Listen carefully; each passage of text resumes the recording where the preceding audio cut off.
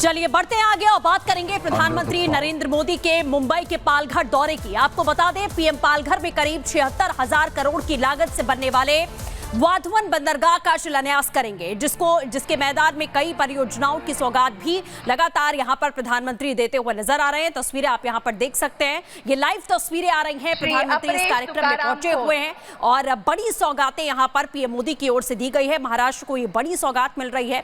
तस्वीरों के जरिए आप यहां पर देख सकते हैं, फिनटेक के कार्यक्रम में भी प्रधानमंत्री पहुंचे, कई विकास परियोजनाओं की सौगात उन्होंने यहां पर दी है, जो कि तस्वीरों के जरिए आप देखिए कि किसान कार्ड जो है वो किसानों को वितरित करते हुए इस वक्त प्रधानमंत्री नजर आ रहे हैं और उनसे बातचीत भी यहां पर कर रहे हैं।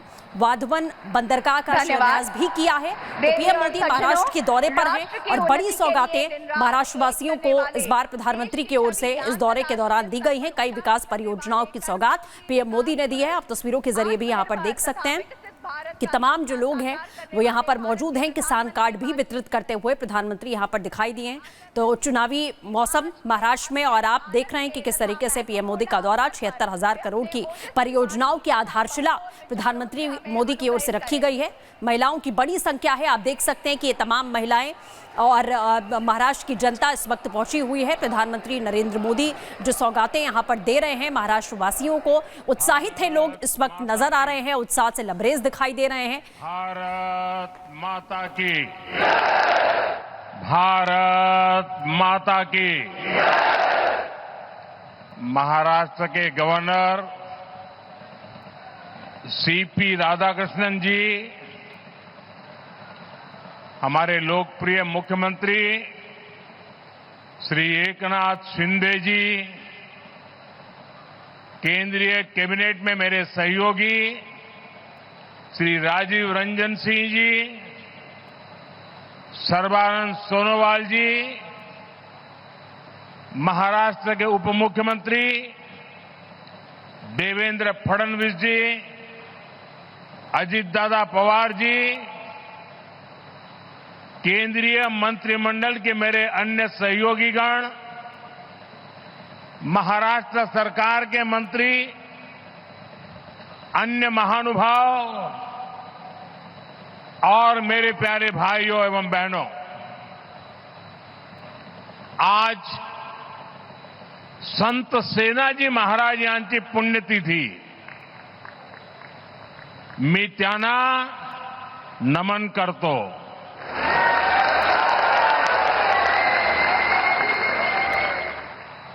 माझ्या सर्व लाडक्या बहिणी आणि लाडक्या भावांना तुमच्या या सेवकाचा नमस्कार।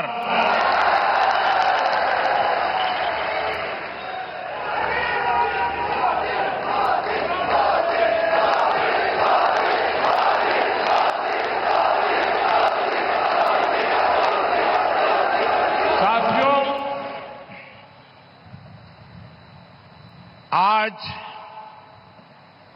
इस कार्यक्रम की चर्चा करने से पहले मैं अपने हृदय के भावों को व्यक्त करना चाहता हूं। जब 2013 में भारतीय जनता पार्टी ने मुझे प्रधानमंत्री पद के उम्मीदवार के रूप में निश्चित किया, तो मैंने सबसे पहला काम किया था रायगढ़ के किले पर जाकर के छत्रपति शिवाजी महाराज की समाधि के सामने बैठ करके प्रार्थना की थी। एक भक्त अपने आराध्य देव को जिस प्रकार से प्रार्थना करता है, उसे भक्ति भाव से आशीर्वाद लेकर के मैंने राष्ट्र सेवा की एक नई यात्रा का आरंभ किया था। पिछले दिनों सिंधुदुर्ग में जो हुआ, मेरे लिए, मेरे सभी साथियों के लिए छत्रपति शिवाजी महाराज ये सिर्फ नाम नहीं है। हमारे लिए छत्रपति शिवाजी महाराज ये सिर्फ राजा महाराजा राजपुरुष मात्र नहीं है। हमारे लिए छत्रपति शिवाजी महाराज आराध्य देव है।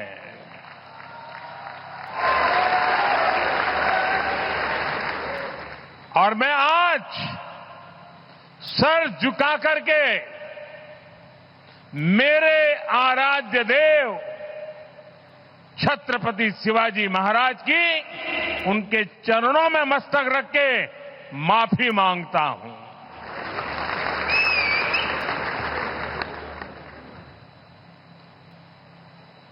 हमारे संस्कार अलग है। हम वो लोग नहीं हैं जो आए दिन भारत मां के महान सपूत इसी धरती के लाल वीर सावरकर को अनाप शनाप गालियां देते रहते हैं, अपमानित करते रहते हैं, देशभक्तों की भावनाओं को कुचलते हैं। उसके बावजूद भी वीर सावरकर को गालियां देने के बावजूद भी माफी मांगने को जो तैयार नहीं है, अदालतों में जाकर के लड़ाई लड़ने को तैयार है, लेकिन इतने बड़े महान सपूत का अपमान करके जिनको पश्चाताप नहीं होता है, महाराष्ट्र की जनता उनके संस्कार को अब जान ले। और ये हमारे संस्कार है कि इस धरती पर आते ही आज मैंने पहला काम मेरे आराध्य देव छत्रपति शिवाजी महाराज में उनके चरणों में सर झुका करके क्षमा मांगने का कर रहा हूं। और इतना ही नहीं, जो लोग छत्रपति शिवाजी महाराज को अपने आराध्य देव मानते हैं, उनके दिल को जो गहरी चोट पहुंची है, मैं ऐसे आराध्य देव की पूजा करने वालों को भी उनकी भी सर झुका करके क्षमा मांगता हूं। मेरे संस्कार अलग है। हमारे लिए हमारे आराध्य देव से बड़ा कुछ नहीं होता है। साथियों, आज का दिन महाराष्ट्र की विकास यात्रा का एक ऐतिहासिक दिन है।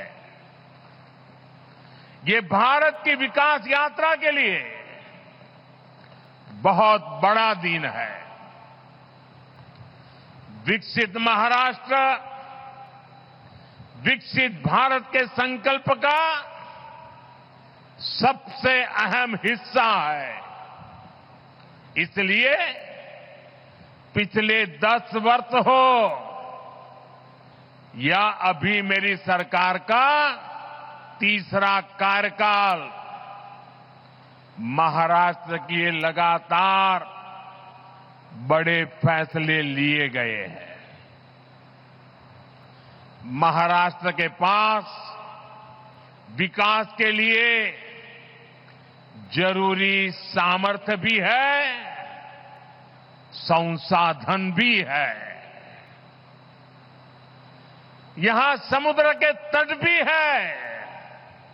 इन तटों से अंतर्राष्ट्रीय व्यापार का सदियों पुराना इतिहास भी है।